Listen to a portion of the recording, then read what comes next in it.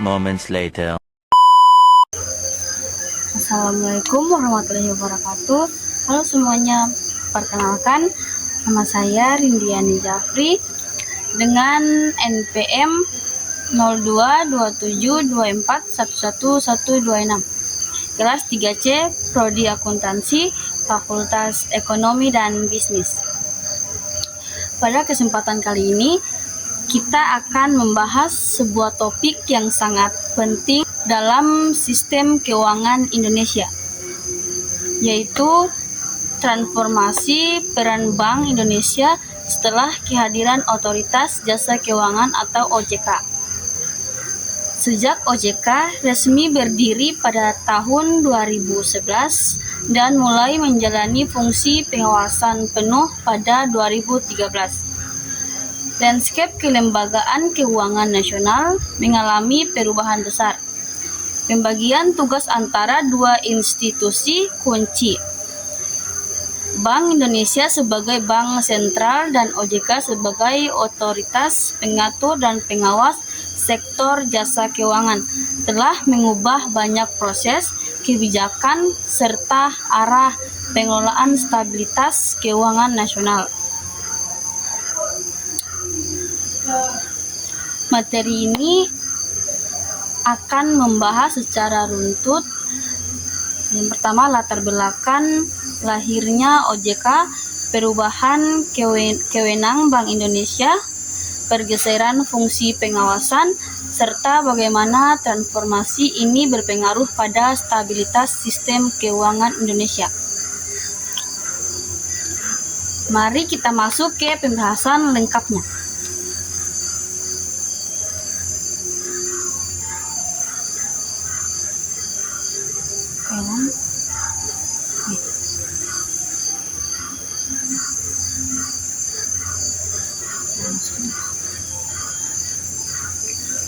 Yang pertama, latar belakang kemunculan OJK dan perubahan arsitektur kelembagaan keuangan Indonesia.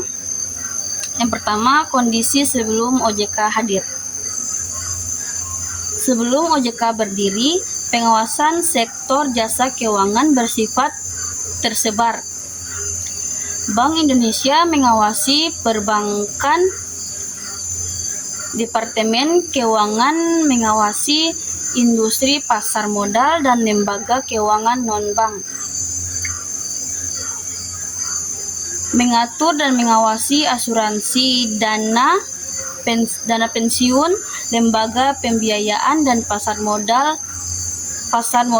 seperti banyak menimbulkan persoalan. Yang pertama, ketidaksinkronan kebijakan antar otoritas. Yang kedua, koordinasi yang terlambat. Yang ketiga, regulasi tidak seragam. Yang keempat, resiko moral hazard akibat pengawasan yang tidak terintegrasi. Yang kelima, krisis perbankan 1998 menunjukkan bahwa pengawasan terpandu sangat diperlukan.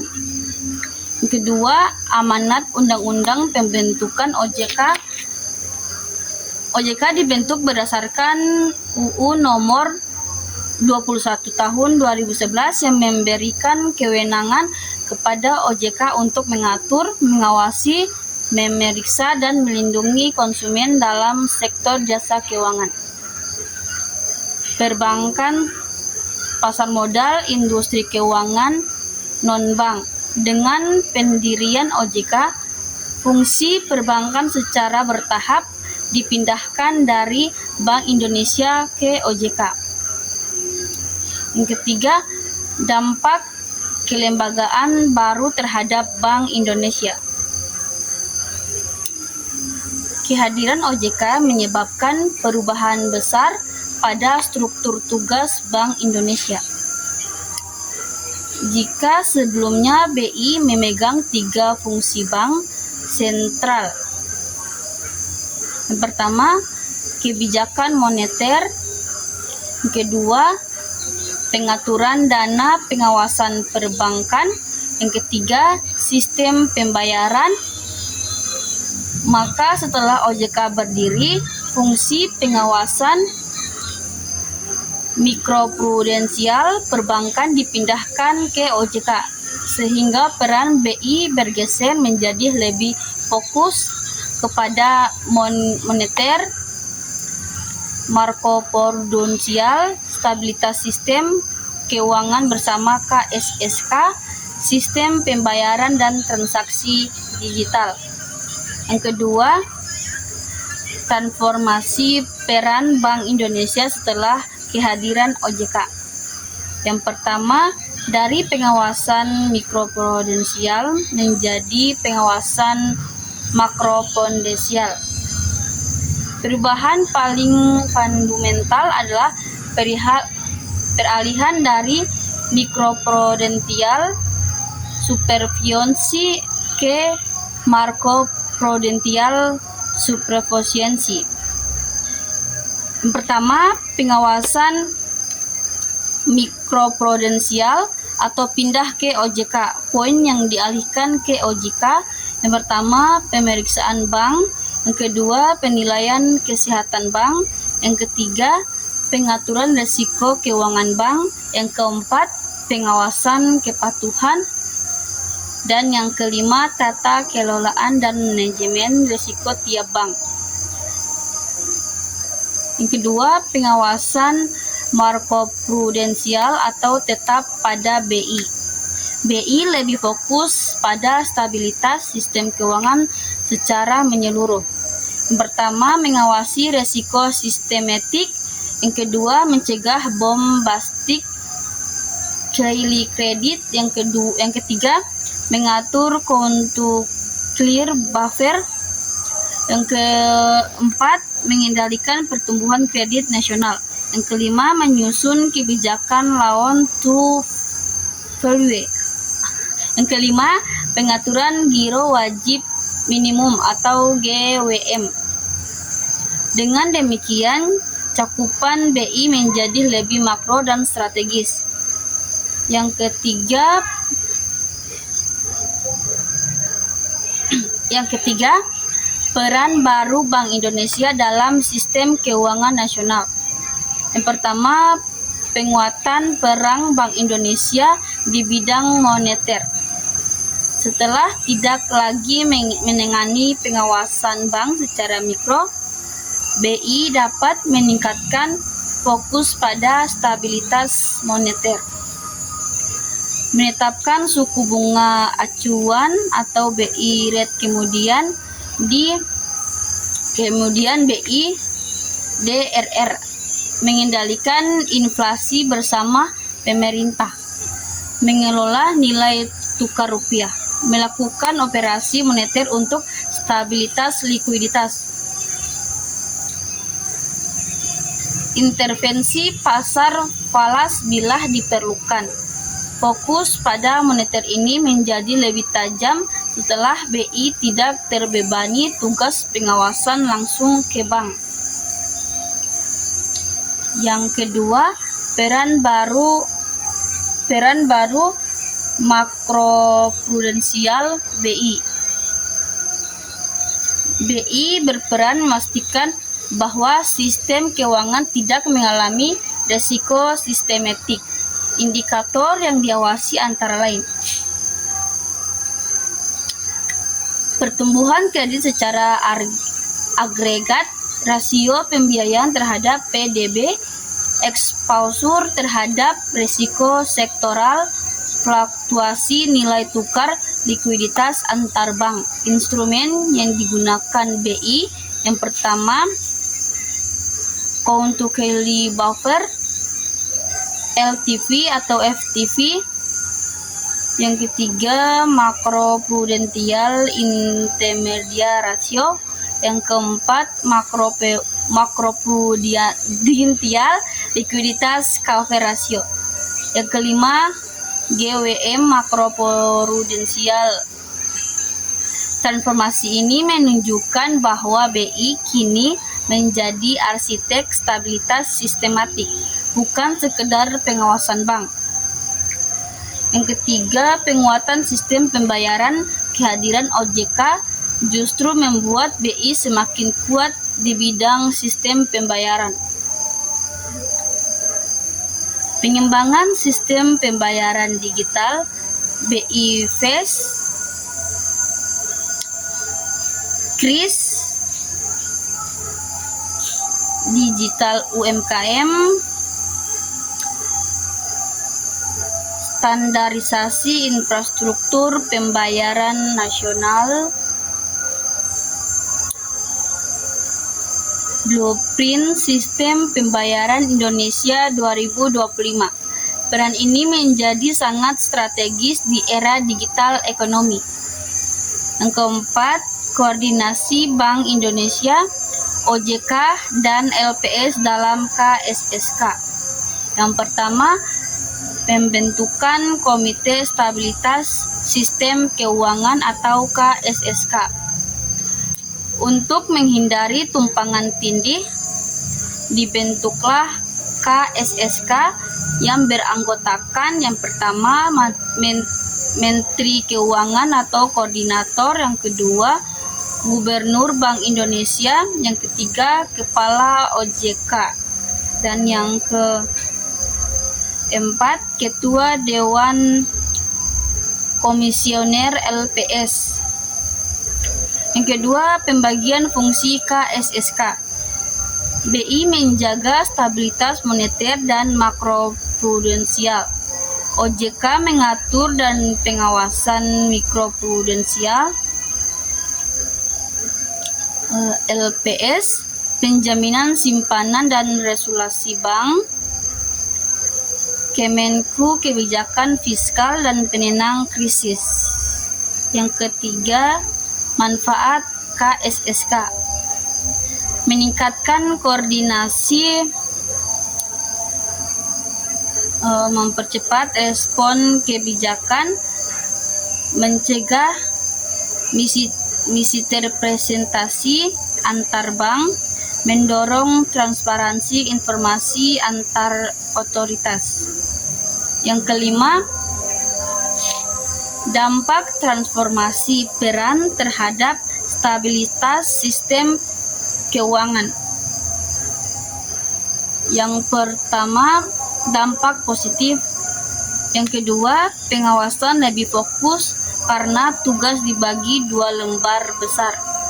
Yang kedua, sistem keuangan lebih stabil karena resiko dimonitor dari 2 sisi atau mikro dan makro. Yang ketiga, BI biar fokus pada inflasi, suku bunga, dan nilai tukar. Yang keempat, OJK dapat fokus mengawasi perilaku bank secara mikro. Yang kelima, sistem pembayaran semakin modern dan efisien. Yang keenam, krisis lebih mudah diantisipasi melalui KSSK. Yang kedua, tantangan yang muncul. Yang pertama, koordinasi antara lembaga harus selalu kuat. Yang kedua, resiko moral hazard tetap muncul bila koordinasi lemah. Yang ketiga, OJK memerlukan kapasitas SDM dan teknologi tinggi. Yang keempat, tumpang tindih kebijakan dapat terjadi jika regulasi tidak sinkron. Ancaman keuangan digital memerlukan kolaborasi lebih intens. Yang keenam, transformasi digital dan peran baru di pasca pisah dari OJK. Pertama, BI sebagai penggerak ekonomi digital. Setelah pelepasan fungsi pengawasan bank, BI mengembangkan fokus baru, digital currency atau CBDC, digital rupiah, sistem pembayaran real time atau BI Fast, KRIS sebagai standar pembayaran nasional, open banking atau open fintech atau financing. Yang kedua, Fokus BI dalam pengembangan infrastruktur pembayaran. Blueprint Sistem Pembayaran Indonesia 2025 mencakup integrasi ekonomi keuangan digital, interoperabilitas antar platform keamanan transaksi digital, digitalisasi pemerintah, penguatan perlindungan konsumen. Yang ketiga, sinergi dengan OJK dalam pengawasan finantik. OJK mengawasi perilaku penyedia finantik, BI mengawasi aspek sistem pembayaran dan risiko sistematik. Sinergi tersebut menjadi pilar penting dalam menghadapi era digital. Yang ketujuh, penerapan peran baru Bank Indonesia dalam praktik. Yang pertama, kebijakan LTV dalam mengendalikan kredit properti. BI menggunakan instrumen LTV rasio untuk mencegah bubble sektor properti. OJK mengawasi kepatuhan bank terhadap implementasinya di level mikro. Yang kedua, penanganan krisis selama pandemi COVID-19. BI berperan dalam menurunkan suku bunga, menjaga nilai tukar, menambah likuiditas, membeli SBN untuk stabilitas ekonomi. Sementara OJK berperan dalam restrukturisasi kredit, pelonggaran penilaian kualitas aset bank. Sinergi ini membantu ekonomi tidak mengalami kolaps. Yang kedelapan, masa depan peran Bank Indonesia dalam arsitektur keuangan modern. Yang pertama, arah peran baru Bank Indonesia. Yang pertama, penguatan kebijakan makroprudensial terintegrasi. Yang kedua, pengembangan digital rupiah. Yang ketiga, interkoneksi regional antar bank sentral. Yang keempat, perluasan sistem pembayaran digital. Yang kedua, potensi tantangan ke depan.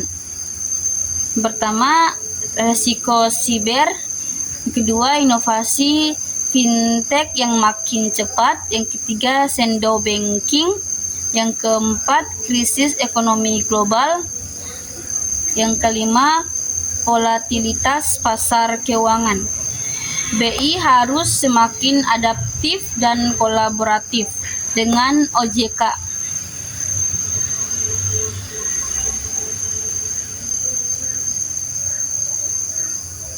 Jadi kesimpulannya, transformasi peran Bank Indonesia setelah hadirnya OJK merupakan langkah besar dalam membentuk arsitektur keuangan nasional yang lebih kuat, modern, dan stabil.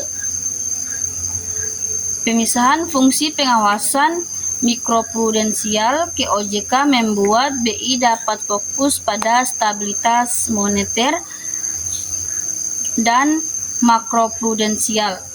Sementara OJK memastikan kesehatan lembaga keuangan secara detail. Keduanya kini bekerja dalam sinergi melalui KSSK bersama Kemenku dan LPS. Dengan perubahan ini, Indonesia bergerak menuju sistem keuangan yang lebih tangguh dalam menghadapi tantangan global, lebih terintegrasi secara digital, serta lebih mampu melindungi masyarakat sebagai konsumen jasa keuangan. Semoga materi ini dapat memberikan pemahaman mendalam dan komprehensif mengenai perubahan penting dalam struktur kelembagaan keuangan Indonesia. Terima kasih telah menonton. Jangan lupa like, komen, dan subscribe agar teman-teman tidak ketinggalan video saya selanjutnya. Wassalamualaikum warahmatullahi wabarakatuh. Bye-bye.